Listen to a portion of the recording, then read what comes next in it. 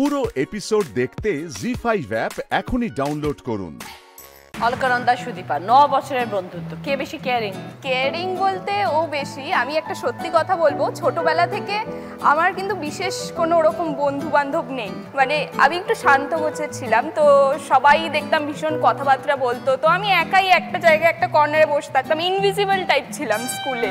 তো কলেজে উঠেও সেরকম বন্ধু বান্ধব হয়েছে এমনটা নয়, একটা বন্ধু ছিল, বাট কলেজ লাইফটা আমি সেভাবে মানে এক্সপিরিয়েন্স করতে পারিনি, কারণ শুটে বিজি ছিলাম। তারপরে ইন্ডাস্ট্রিতে এসে আমি ভেবেছিলাম যে আমি প্রচুর বন্ধু বানিয়ে নিয়েছি, রোজ পার্টি, ঘুরতে যাওয়া, এই সেই ছবি তোলা, পোস্ট করছি, রিল করছি, বিভিন্ন রকমের। তারপরে ধরো আমি একটা এক্সাম্পল দিচ্ছি, আমি একজনকে বেস্ট ফ্রেন্ড বানিয়েছি, তার সাথে আমি রোজ ছবি তুলে পোস্ট করছি যে উইথ মাই বেস্টি, ফরএভার, BFF এরকম পোস্ট করছি, আর সে আমার নামে উল্টো পাল্টা যত রকমের কথা হয় সে বলে যাচ্ছে। তো তারপর থেকে আমার মনে হয়েছিল কোথাও গিয়ে যে বন্ধু হয়তো আমার দ্বারা হবে না। তো যখন সুদীপা আমার সাথে মানে বন্ধুত্ব করার চেষ্টা করছিল, মানে হয় না যে ভালো বিহেভ করছে, অনেক রকম কথা বলার চেষ্টা করছে, সবসময় মানে কাজ শেষ হয়ে গেল তারপরেও কন্ট্যাক্ট রাখছে, ফোন করছে, তো আমার কোথাও গিয়ে মনে হয়েছিল যে এর আবার কি নতুন ধান্দা আছে, এরকম ধরনের হয়ে গেছিলো। মানে এতটাই মাইন্ডসেটটা খারাপ হয়ে গেছিলো আমার, যে কেউ ভালো মনে যে মিশতে পারে সেটা আমার মাথা থেকেই বেরিয়ে গেছিলো। তো তারপরে যখন আস্তে আস্তে মানে টাইম যায়, তখন আমি বুঝতে পারি যে না, হয়তো মেয়েটা সত্যিই ভালো, মানে এই দুনিয়াতে ভালো মানুষও আছে।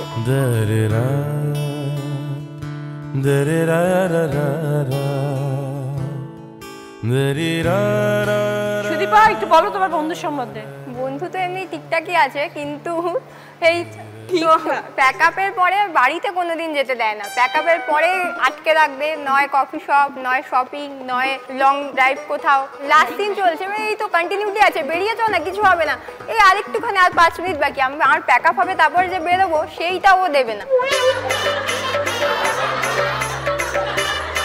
অলকানন্দা কিছু সিক্রেট বলো, আর অলকানন্দা কিছু সুদীপা সিক্রেট বলো।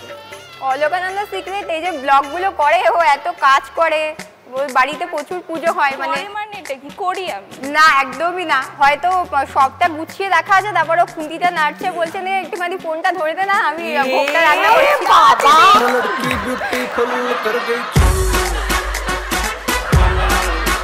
একটা শুটিং অফ হয়েছে, সিরিয়াস কারণে বন্ধ রয়েছে, আমার সাথে একটা প্রবলেম হচ্ছে, ঝামেলা হচ্ছে, ও সেখানে গিয়ে আমার নাকি বন্ধু ব্লক করে ছেড়ে দিচ্ছে যে ঝামেলা হচ্ছে।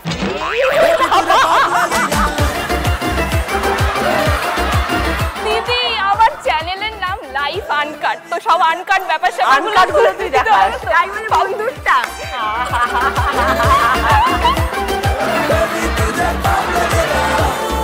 বাড়িতে পুজো 10টার সময় ঘুম থেকে উঠে যে আমি রেডি হয়ে গেছি, তখন ঘুম থেকে উঠে জাস্ট একটা সিপ দিচ্ছে চায় বাড়িতে। হ্যাঁ, মানে তখনও ঘুম কাটেনি, বলছে তুই এত সকালে, তখন 10:30 বেজে গেছে, আমাদের নাইট শুট হচ্ছিল। দিদি কি করবো পরের দিন? আমাদের বন্ধুত্ব শুরু হয়েছে যখন আমরা ক্লাস 11-এ পড়ি। ফ্রম ডে 1 ও প্রিন্সিপালের অফিস থেকে বেরোচ্ছে, বেরিয়েই হচ্ছে গিয়ে ফার্স্ট চার্জিং এর মতন, নতুন স্টুডেন্ট, কমার্স, ক্লাস 11, ঠিক এরকম করে আঙুল দেখিয়ে দেখিয়ে বললো, আর আমি মাথাটা নাড়িয়ে যাচ্ছি তখন থেকে।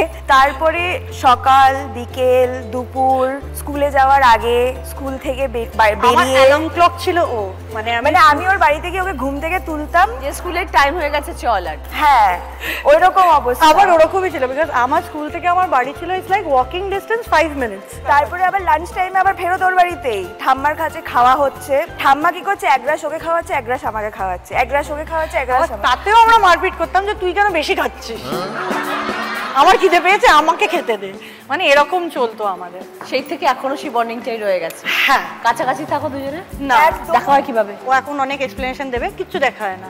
যখনই ওর সাথে কোনো আমি ইনিশিয়েটিভ নিয়ে প্ল্যান করি বা ফোন করি বা হোয়াটসঅ্যাপ করি, কোনো কিছু করি, প্ল্যানটা যেদিন ডেট ঠিক হয় ঠিক তার আগের দিন ক্যান্সেল।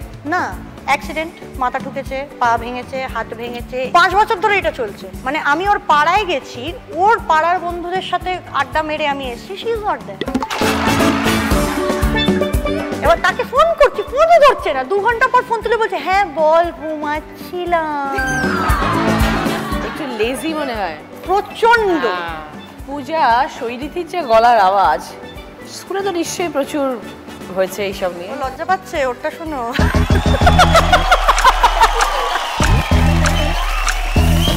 এখন অভিনয় করছে? না গো, আমি অভিনয় করছি না, আমি এমনিতেই একটু কম কথা বলি, ওর তুলনায় তো অনেকই কম কথা বলি। আচ্ছা, কিন্তু আনফর্চুনেটলি আমরা হচ্ছে গিয়ে ক্লাসের ব্যাক বেঞ্চার। ও তো এমনিতেও হবে back bencher because of her height. এত লম্বা মানুষকে পেছনেই বসতে হয়। তার জন্য না গো, আমাকে অলওয়েজ টিচার বলতো তুই আগে ক্লাসের ফার্স্টে আয়। আমি কোনোদিনও যেতাম না, কেন আমি জানি আমি তো কথা বলতে পারবো না। আমি তো কন্টিনিউলি কুচুর কুচুর কুচুর কুচুর কুচুর কুচুর কুচুর কুচুর আমার চলতেই থাকতো। টিউশনে গিয়েও আমরা কি করতাম, স্যারের লাভ লাইফকে নিয়ে, ও মানে স্যার কি করছে,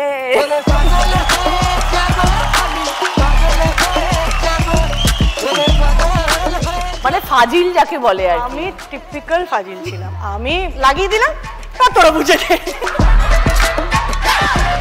শৈলীর বিয়ে হয়ে গেল, মা হয়ে গেল, তোমার বিয়ে হয়েছে? আমরা ওয়েট করছি।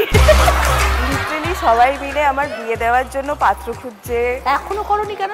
আমার বাড়িতে দুটো কুকুর আছে, যে আমাকে বিয়ে করবে তাকে কুকুরে বাবা হতে হবে। ইদার ওকে আমার বাড়িতে এসে থাকতে হবে, অথবা যদি আমি ওর বাড়িতে যাই কুকুরকে নিয়ে যেন কোনো আপত্তি না হয়। ওটা একটা বড় ক্লজ। মারাত্মক ছিল। এবার আমাকে যেই বলছে, পিসি বলুক জেঠিমণি বলুক, যেই বলছে, আমার তাদের কাছে একটাই কথা ছিল, যেই বিয়ে করবে তাকে কিন্তু এই দুটোর মধ্যে একটাকে চুজ করতেই হবে। যদি না চুজ করতে পারে তাহলে বিয়ে ফিয়ে করতে পারছি না।